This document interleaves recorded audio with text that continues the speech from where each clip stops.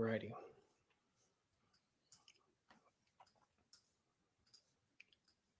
We are live and good to go. We're just going to dive right in on this one. I'm not going to spend a lot of time like in the pregame chat. So welcome to week 3 of these live streams.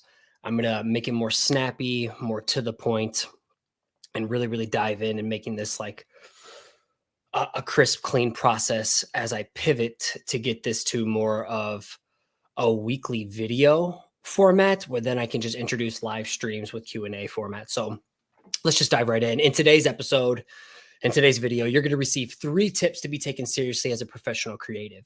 And doing so, applying these 3 tips ASAP into your creative pursuits, it's going to 1, help you gain more confidence in what you do. 2, it's going to help you appreciate and hasten your progress.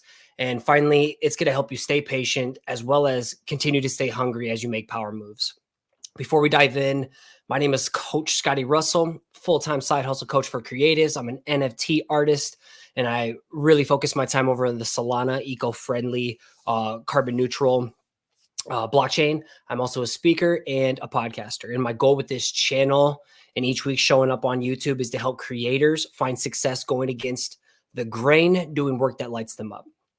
So today's topic, I'm assuming that you want people to really start taking you seriously, right? Like, why else would you be here? Why else would you pay attention to what I'm doing? The last thing you want to be seen and labeled and perceived as is a hobbyist, especially if you're trying to build a business or do your thing full time one day, which I would say the majority of people who interact with what I do, I'd say the majority definitely are trying to do their thing full time with their creative pursuits. There's a slim minority that are unicorns that truly love their day job and just want to build something on the side and potentially monetize it one day. That's cool too. I respect it.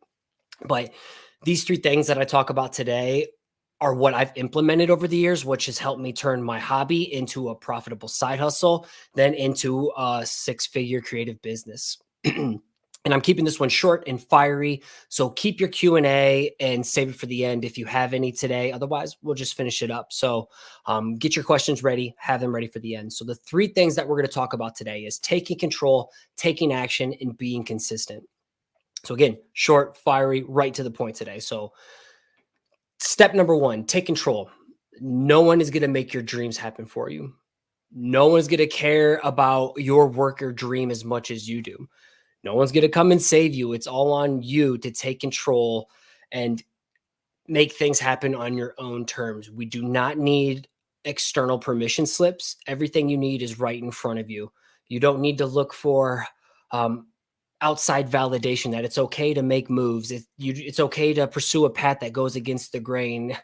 We don't need to live up to someone else's expectations. Make sure you're letting down the right people. Make sure you're disappointing the right people versus disappointing yourself. And I'm a big believer that you have to believe in yourself first. When this first step that you're taking here, taking control, it's all about believing in yourself first. Myself as a coach, I can believe in you all day. I can pour into people all day, but it doesn't mean anything if you don't catch a glimpse of your own potential. If you don't feel like in your mind that it's capable of you and you're just showing up kind of winging it each day, you're done. If you don't feel like it's possible to do your thing full time and live out your dream successfully, long-term, thriving, creating impact on people that you truly care about, it's done. What does I think Mark Twain said? Whatever you think you can or can't do, you're right. So it starts with self-belief. It's got to come internally. I can't teach that. I can't teach ambition. I can nurture it, but you truly have to believe it's possible for you in order to do and accomplish what you really want to do. Again, if you don't think it's possible, it's not. The last couple points of taking control. And as I really believe, in order to do your thing full time or just build something successful on the side of the traditional world of a day job, there's this subconscious waiver that we all have to sign in order to play this game. It's hard to be a creative. It's hard to show up and pour yourself into your work each day. It's extremely difficult. It is all a part of the process of dealing with imposter syndrome, overcoming comparison, showing up when it's inconvenient, going through depressed funks and creative blocks. This is all just a part of the game. It all comes in cycles. It's like Bitcoin and crypto, higher highs, lower lows. It's all about cycles. So you have to sign this waiver subconsciously in order to play this game.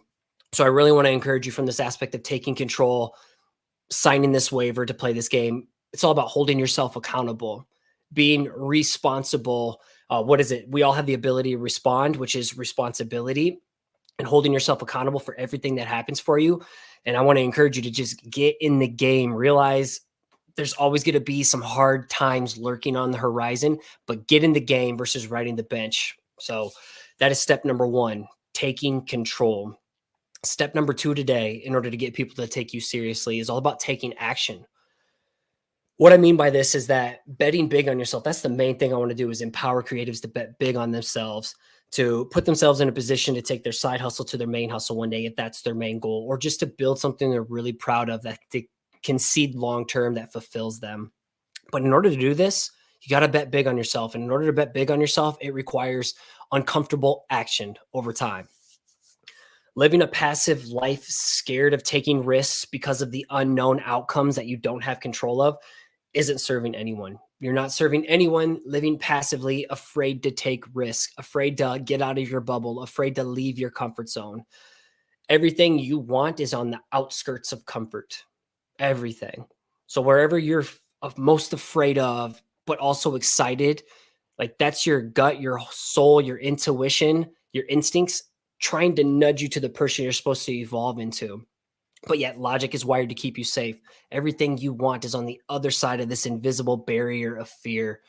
So for me, I realize when I'm not getting uncomfortable, I'm the most stagnant. I'm the most plateauing. I plateau the most when I'm not pushing myself. Hence why I'm taking a break from the podcast over the last 2 years, is because I've gotten so stagnant. It wasn't challenging me. If anything, it became more overwhelming just trying to keep fitting it in my process and systems when there's other things I wanted to do that were challenging me, but I was saying yes to something that wasn't a hell yes anymore. So now I'm really pushing myself in this season. Like, what scares me the most?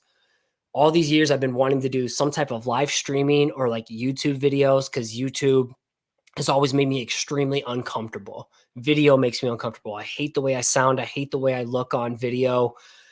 So it's time to go all in on that. So during this season, I am going all in on YouTube, as well as building Twitter over on the side, from the crypto side hustle.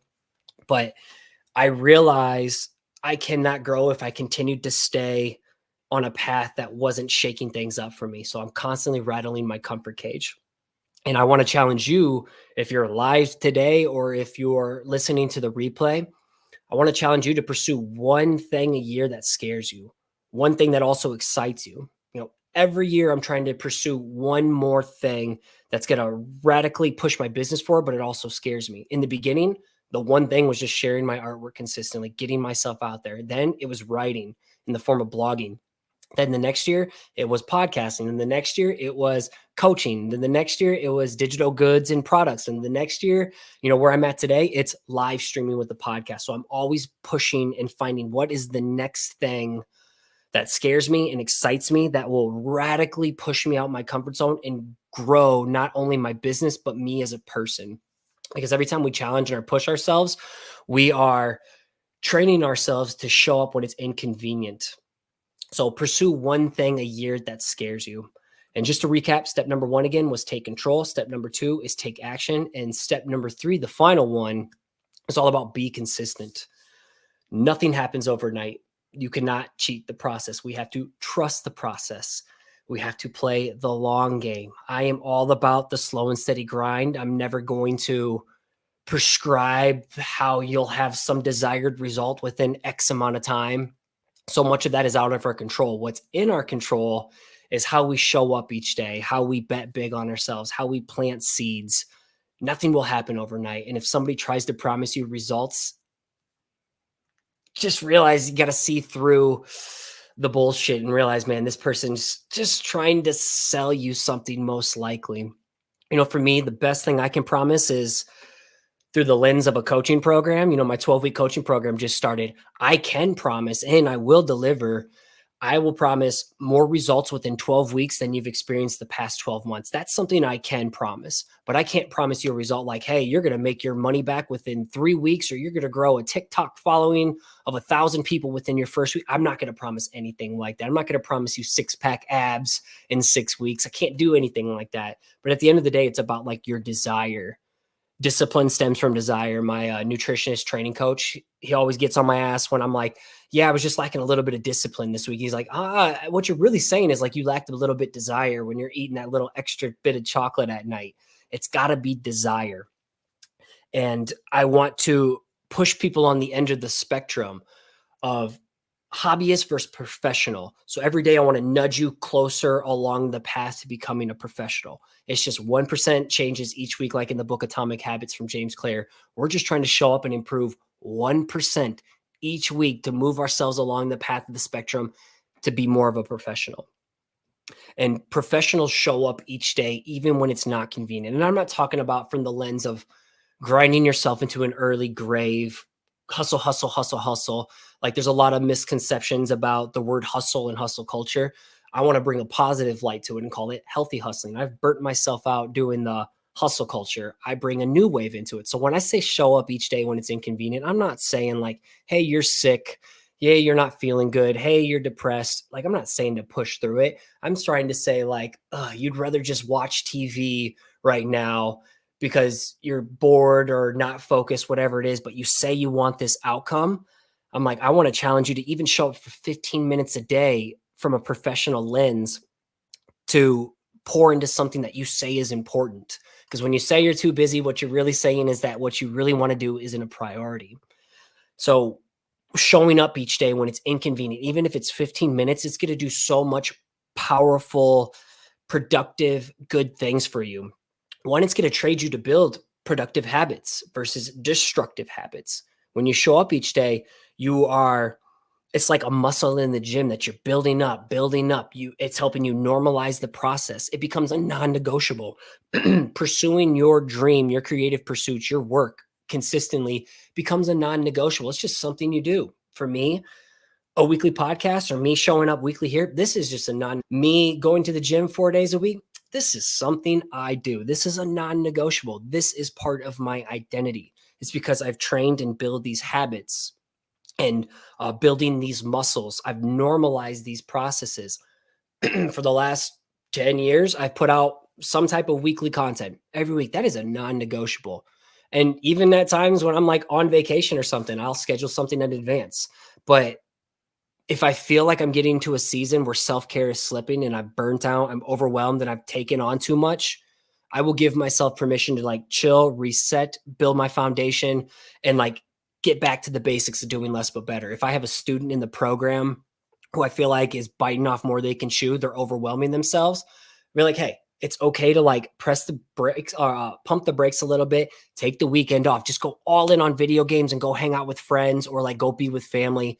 Take a break. Self-care is everything. Like your body is a car, and what you feed your car will fuel your car. But if you feed your car the wrong gas, the wrong materials, or it's an electric car and you're not charging it in, your car is not going to perform for you. You're not going to perform. So you've got to take care of yourself.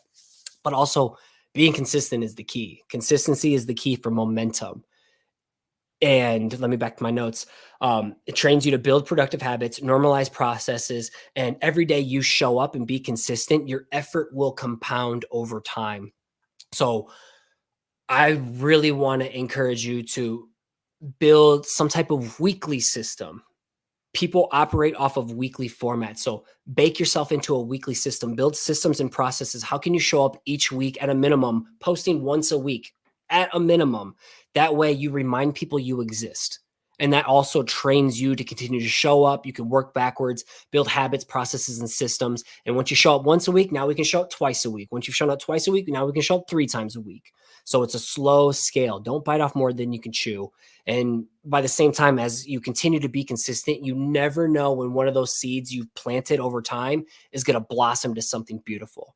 Last night was our first coaching call for our spring students. 10 students I take on a deep dive for 12 weeks. We go super deep. But Brad, Piedmont brand, is someone who was in the boot camp a couple weeks ago, about a month or so ago, with my 3-week side hustle coaching boot camp. And we went really, really deep into narrowing down his niche of education within design. He really loves the educational format. He's a killer designer, killer illustrator, but he realized there's a lack of information out there. And so we've really narrowed down his focus over the last couple of weeks, got an early jump to the coaching program. And he's just been going all in on his education route, just putting all his focus in.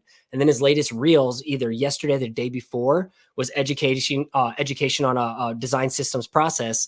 And it landed him a podcast interview, because he focused his energy and attention and has been showing up daily within this lane.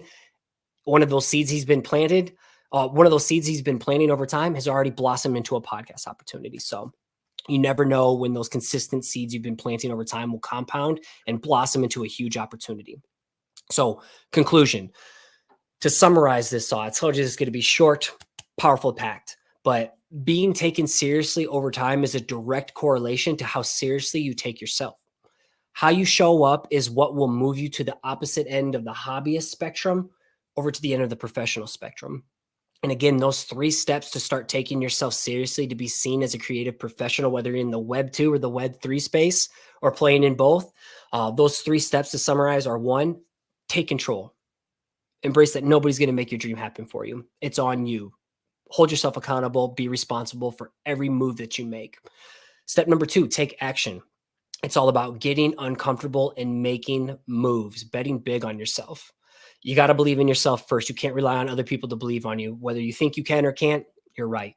And then step number 3 was be consistent. Being consistent over time. Plant those seeds. Show up when it's inconvenient. Hobbyists show up when it's convenient for them, when it feels good. Professionals show up when it's inconvenient. And professionals also focus on self-care so they can play the long game, because this is a marathon.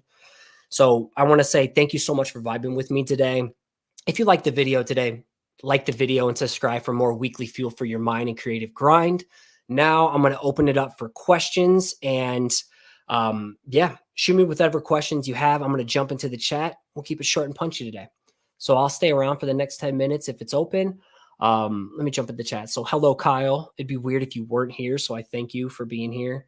Jeffy, Thomas, what's up, brother? Mark Pilardi, boot camp rockstar as well. Although I'm beginning, let me pull this up on the screen. Mark says, although I'm beginning more consistent, I find I'm also consistently procrastinating. As I near the end of my weekly projects, I'm taking more time to complete them at the end. How can I better pace? How can I better pace myself without feeling like I'm sacrificing quality with my final product, so I'm not spending an order amount of time of finishing up my project and deadline on a deadline day? Okay, this is a great question. Mark, I'm a big believer when we're just finding our grooves in the beginning, it's more about quantity than it is about quality. It takes a lot of bad work or a lot of average B+ work consistently over time for you to truly lock down the quality within your work. So I would say for you, if you were in my coaching program right now, I'd be like constraints. We know every time and date that your post is going to be, say like every Friday at 12 p.m., whatever this is going to be due. We need constraints and boundaries for yourself. You have a max. I don't know how long it takes you to knock out and execute a piece. Yo, you have got to chill out, little girl. You got to chill out. I got my cat going crazy over here. The beauty of live. But say it takes you 5 hours per week. You give yourself 5 hours to get it done. It will get done in 5 hours. It's like a deadline at your day job. Hey, I need this PowerPoint presentation done by the end of the day. You just got the request 2 hours ago. You got 2 hours to get it done. It has to get done. So you're 80. This is where I go back to the 85-15. It's all about that 85 ground beef life. I would encourage you to do more 93-7 to get a more leaner fat source and then dump the fat. But for this example, 85-15, your 85% is still better than someone's 0%. It's still better than where you were at the beginning of the year. And what you feel is 85%, someone who is not as close to your work on the outside, like me looking in, I'm going to be like, damn, that's 110% post right there. Great job, Mark. You're too close to it. So I would give yourself boundaries. Like, this is the time it has to be done. Ship it. You can always come back and revisit a piece. Like just recently, I created a new piece that I originally designed over 10 years ago. And I've just been waiting for the moment to come back. It's my mother collection. I did the Mother of Life and then the Mother of Death. And I revisited recently, gave myself deadlines to finish it. And yeah, all these years I've been looking at it, and I finally had a chance to come back and revamp this piece. Like I probably revamp a piece once a year. So it's better with you're at in the beginning to just build the system of showing up and pushing out imperfect work, setting deadlines. This has to be done. I have an hour left to finish this. So you're not being so precious about your work. I hope that helps, but quantity leads to quality. Everybody says like, it's all about quality, all about quality. But I believe in order to get to quality, to like really define your process and to get to where you want to be, it takes a lot of quantity and putting out work that's not perfect to get to where you want to be. So I hope that helps. Um, definitely not working when you're in a hospital bed. No, when I got C19 earlier this year, like, man, that put me on my butt. I wasn't able to show up. And I gave myself permission, like, hey, it's okay to rest. I need to rest right now. So I'm a big believer also, if listening to your body, if we don't listen to our bodies going to force us to listen.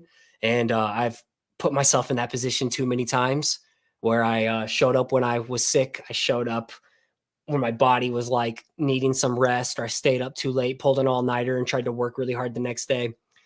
That's old Scotty. I don't believe in that path anymore. So I'll give another minute for any other questions. Otherwise, we'll mark this one off as a shorter one, and I'm going to continue to condense these and go more of a video format. I'm shooting for 5 to 7 minute videos each week, and then incorporating live sessions here and there. But I really want to like get into short form video. That's where I'd like to push this, and then we'll see where the podcast comes again. So I'm not rushing the podcast back anytime soon. I'll give it like one more minute. But I really appreciate you here listening. If you are watching the replay or now, like, let me know what your biggest takeaway was. And just know I do these every week at 12 p.m. Central Time. Dig the short, punchy route. Yeah. I've trimmed this one up a lot. So, all right. Well, we will call that good. I appreciate y'all. And yeah, like, subscribe. And if you want more and you want to see what like coaching with me, a group coaching experience with me would look like, go to bootcampsidehustle.com and sign up for the waitlist for my 3-week quarterly side hustle boot camps. Next one coming around is mid to late May. And I would love to get a chance to work with you. So have a fantastic day. I appreciate you being here, and keep showing up, keep putting in the work, and keep creating. You got this.